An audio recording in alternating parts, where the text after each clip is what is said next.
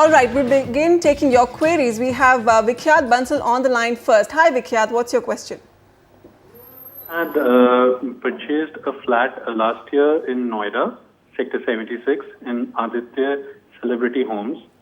Now, the builder had been saying he would give me the possession last year, but it is now this year, and this year also somewhere in November, December. On top, you have the National Green Tribunal coming with their Okla Bird Sanctuary imposition. So just wondering, should I hold on to it? I've been already paying, I've already paid 95%. What should be my next step? Okay, definitely a lot of delivery concerns in Noida. Execution delays is quite an understandable subject in Noida market right now.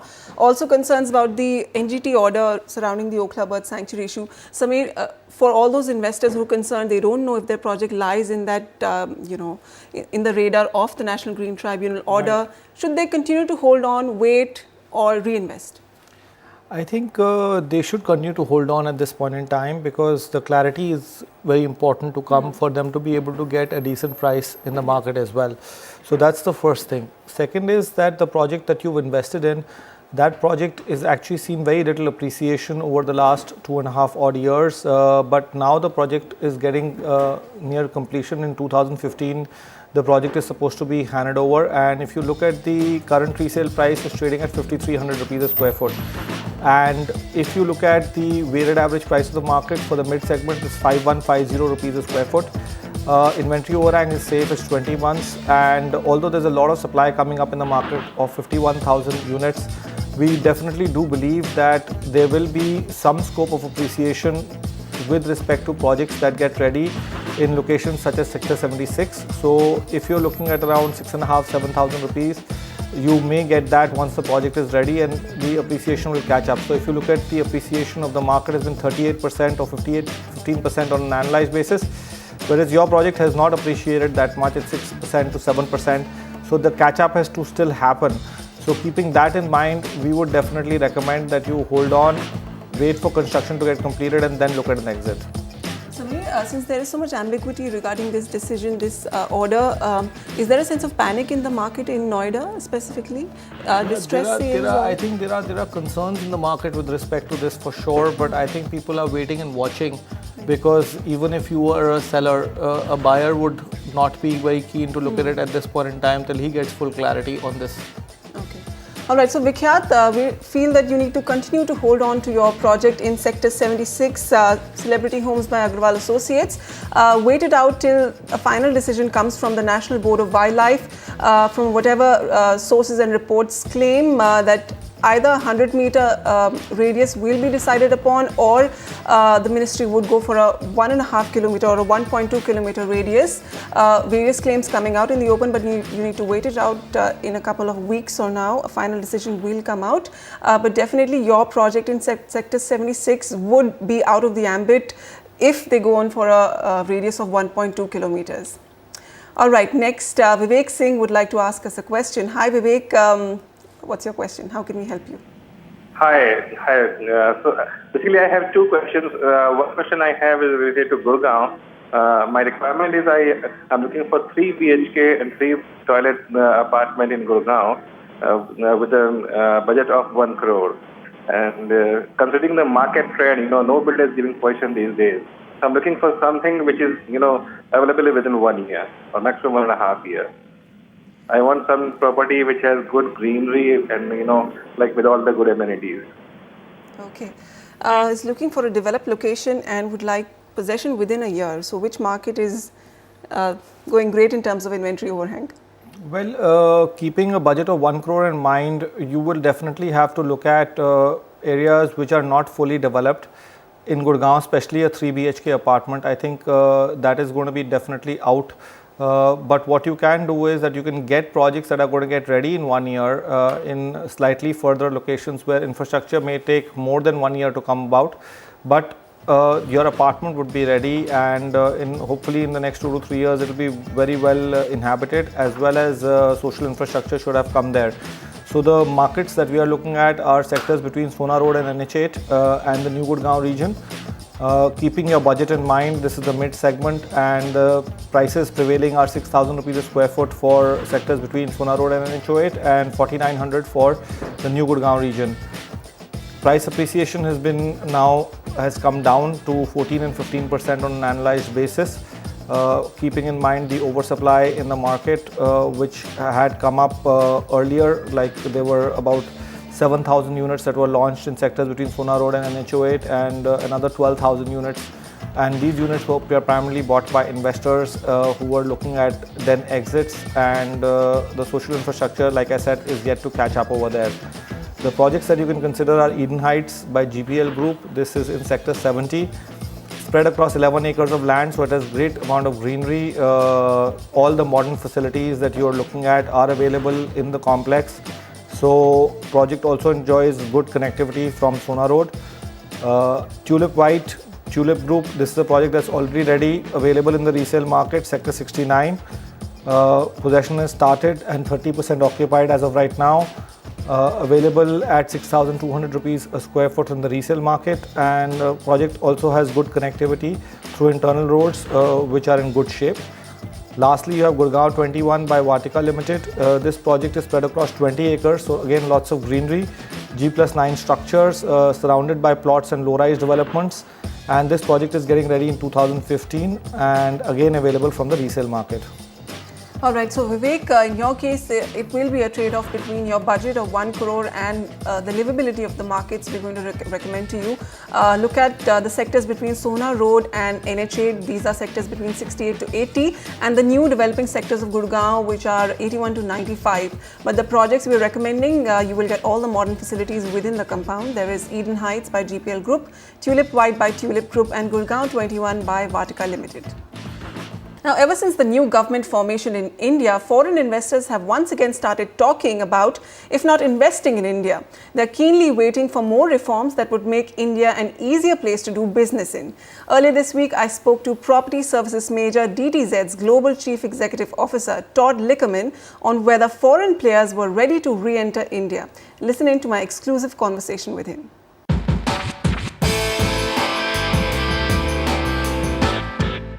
Real estate players in India, mainly developers, are feeling confident that the country's property sector is going to see a revival in sales, in demand and investments after a long period of sluggishness. But how upbeat are foreign players, global players about India?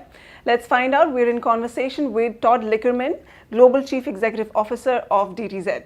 Todd, thank you so much for giving us time. Yes, thank you for having me today. To begin with, let me ask you, now that we have a stable majority government in place at the center in India, are you viewing India differently? Are you more confident, or are you adopting a strategy of caution?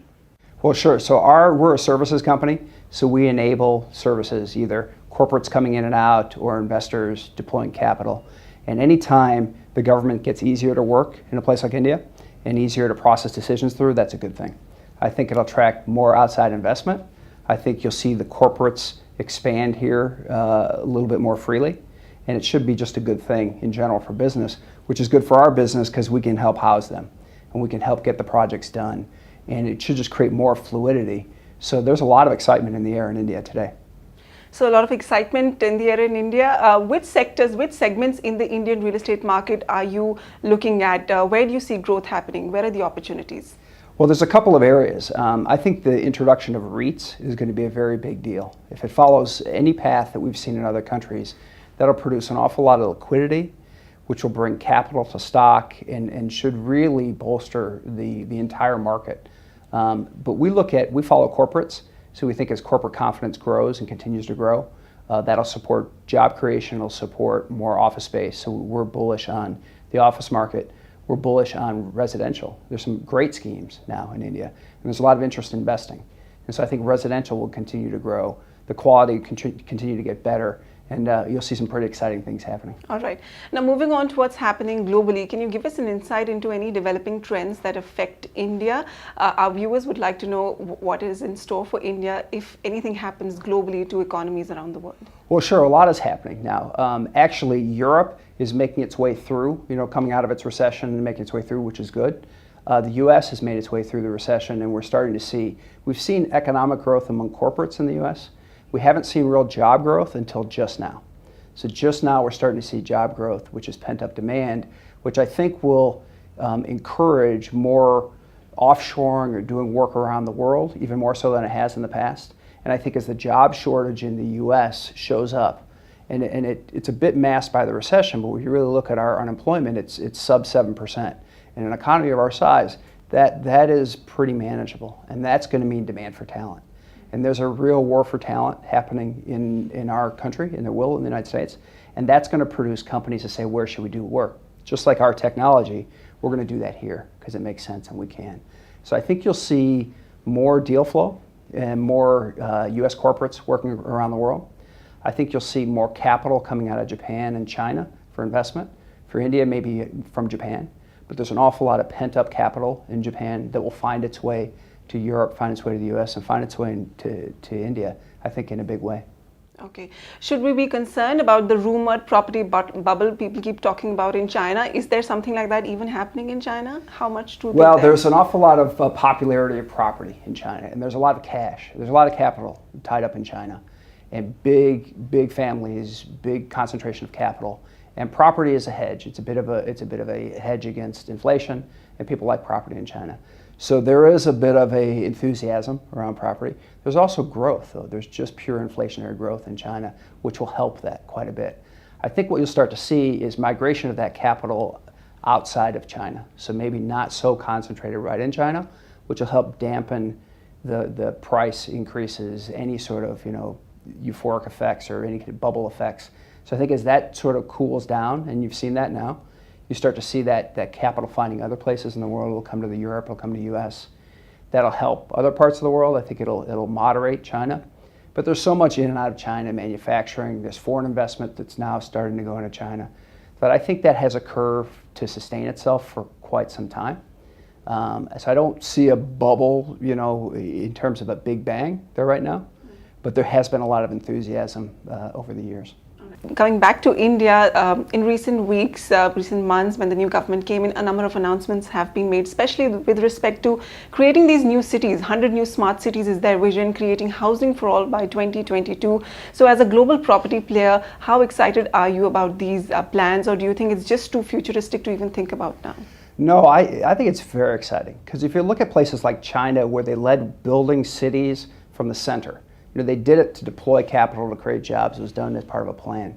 I think India is going to be the other way around. I think it's going to be more bottoms up. There's more demand. It's more customer related, and the cities will come up around real, true pent-up demand. And if you look at the demographics in India, it's quite a young country. And as you look at that, you look at housing needs and infrastructure needs, it's going to be a pretty exciting time. And the real question will be is, can the capital be deployed, in the right way? And can it do it in a way that's truly Indian and makes sense? But I think the Indian economy and management style and the entrepreneurialism that exists and the democracy that exists in India will make it fit right for India. And I think it's going to be an exciting time. We're happy to be part of it. There's a lot of talk that a lot of these foreign investors are waiting on the sidelines, waiting for that right signal to come re-enter India. What are you hearing from your colleagues abroad, from your industry fellows? Are they now once again looking at India to invest? Yeah, I think it takes two things. One, it takes health at home. So the foreign investors need to feel good or need to have access to their capital or the positiveness to actually deploy. And I think that's gotten good really across the board. And then it takes, can it happen? And I think if India has had any challenge, it's been how difficult is it to actually, how do they really feel about foreign investment? And how difficult is it to execute? And certainly that's been a little bit of a challenge in the past, although India's grown wonderfully with that. And I think any streamlining of that, what the new government looks to, will be only positive. So you see, there was an article by John Chambers from Cisco, very positive on India. And so we only hear hopeful, positive things. So I think there's some first steps to do, but I think you'll see corporate sentiment and investor sentiment be quite open to. Okay, and lastly, what is your outlook for property markets in India, commercial or residential? Where do you see them headed in terms of growth? Where do you see the opportunities? Well, I think it's going to follow GDP in many ways, right? So I think you have to look at what the new government's going to do. All indications are positive, are very positive. So I think Sentiment from outside the country is high, is good, and is hopeful. So I think if GDP grows to where it should be, you know, high single digits, property can do a little bit better than that, right? Because we're housing ahead of the demand, and there's good supply of capital, both inside and externally. So I think it's pretty good. But again, it's a big, complex place, as everyone here knows, and there's a big job for the government to be done, and there's so much to be done in India. So it's exciting, but at the same time, it's a bit daunting, right? So I don't think the question is will it. It's just sort of at what pace and when. But certainly, if you look backwards, we're much more bullish going forward than the world has come through the GFC in a pretty good way. A lot of the countries that India is interdependent on have gotten to a positive state, and so I think the global cross-border flow of business is going to be back up and running, and I think India is only going to benefit from that to India going forward. All right. Thank you so much for giving us your time. You bet. Thanks for having me today. Thank you.